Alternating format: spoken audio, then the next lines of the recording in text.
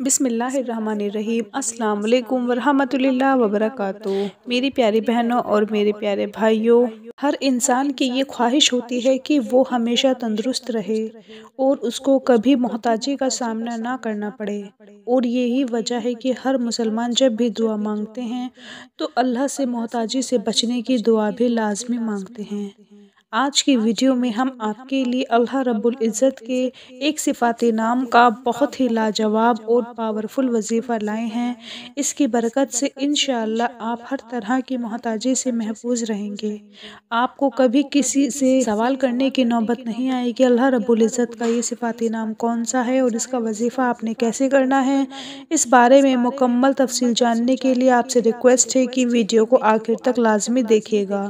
پیارے بھائیوں اور میری بہنوں، یاد رہے کہ محتاجی کی کئی صورتیں ہیں۔ کبھی کبھی انسان مالی حالات کی وجہ سے اس قدر بے بس ہو جاتا ہے اور اس بات کا محتاج ہو جاتا ہے کہ اسے اپنی ضرورت کے لیے سوال کرنا پڑتا ہے، اور یوں بندہ کسی دوسرے کا محتاج ہوتا ہے کہ وہ اس کی مدد کرے۔ اسی طرح محتاجی کی ایک صورت جسمانی ہے کہ جب انسان کسی بیماری کی وجہ سے جسمانی طور پر کمزور یا بیمار ہو جاتا ہے تو یہ بھی بندہ دوسروں کے آسرے پر ہوتا ہے، ان دوسروں کی مدد کا، اور وہ دوسروں کی مدد کا محتاج رہتا ہے۔ پیاری بھائی اور میری بہنوں، محتاجی بہت ہی بری ہے۔ محتاجی چاہے جیسی بھی ہو انسان کو لاچار کر دیتی ہے، اور انسان کو اپنی ہر ضرورت کے لیے دوسروں کی مدد کی ضرورت ہوتی ہے۔ ویسے ہی تو نہیں کہا گیا کہ تندرستی ہزار نعمت ہے۔ جب انسان تندرست اور توانا ہوتا ہے تو وہ ہر کام اپنے خود کرتا ہے، کھاتا ہے، پیتا ہے، کام کاج کرتا ہے اور زندگی سے خوش ہوتا ہے۔ لیکن اگر یہی انسان جب بیمار ہو جاتا ہے، پریشان ہو جاتا ہے، چارپائی پر لگ جاتا ہے تو یہ انسان دوسروں کا محتاج ہو جاتا ہے، نہ کوئی کام کاج کر پاتا ہے اور ہر چیز کے لیے دوسروں کا محتاج ہو جاتا ہے۔ اسی لیے چاہیے کہ اللہ تعالیٰ سے ہر قسم کی محتاجی سے حفاظت کی دعا مانگی جائے، اور ہمارا آج کا یہ وظیفہ محتاجی سے حفاظت کے لیے ہی ہے، جو اکابرین کا بتلایا ہوا وظیفہ ہے۔ اس وظیفے کو اپنی زندگی کا معمول بنا لیجئے، انشاءاللہ آپ کی ہر طرح کی محتاجی سے حفاظت ہوگی۔ چلیے چلتے ہیں اپنے آج کے وظیفے کی طرف، جو محتاجی سے بچنے کا بہت ہی خاص اور مجرب وظیفہ ہے۔ یاد رہے کہ یہ وظیفہ اللہ تعالیٰ کے جس صفاتی نام کا ہے وہ صفاتی نام ہے العزیز۔ اس وظیفے کا طریقہ یہ ہے کہ آپ نے روزانہ نماز فجر کے بعد اس اسم مبارک کو 41 مرتبہ پڑھنا ہے۔ شروع اور آخر آپ نے درود پاک لازمی پڑھنا ہے۔ 3، 5 یا 7 مرتبہ درود پاک پڑھیں، اس کے بعد اللہ رب العزت کے صفاتی نام کو 41 مرتبہ پڑھیں۔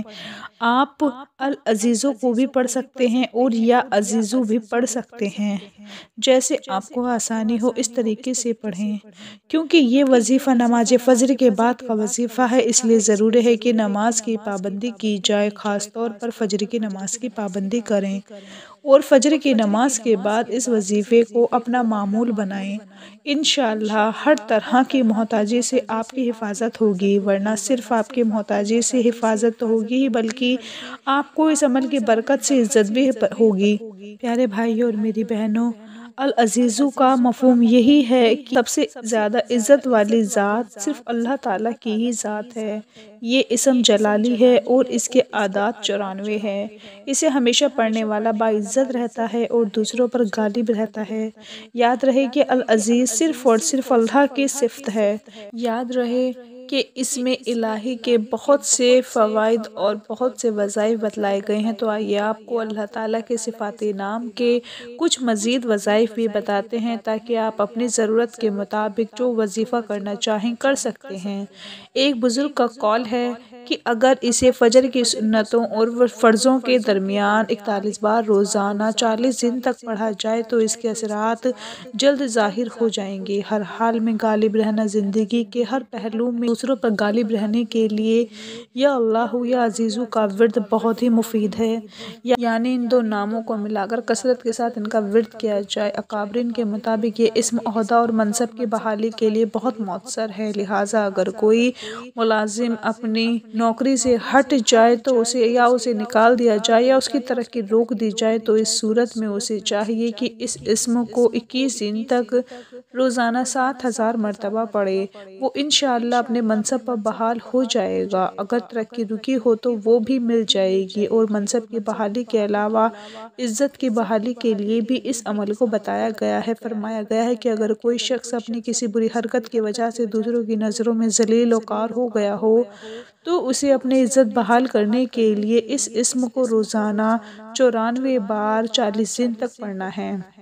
انشاءاللہ اس کی عزت پہلے کی طرح بحال ہو جائے گی۔ ایسے ہی اگر کوئی عورت اپنے خاوند کی نظروں میں ذلیل و خوار ہو تو وہ اس اسم کو ہر نماز کے بعد 40 دن تک 564 مرتبہ روزانہ پڑھے، انشاءاللہ وہ اپنے خاوند کی نظروں میں نہایت عزت والی اور محبوب بن جائے گی۔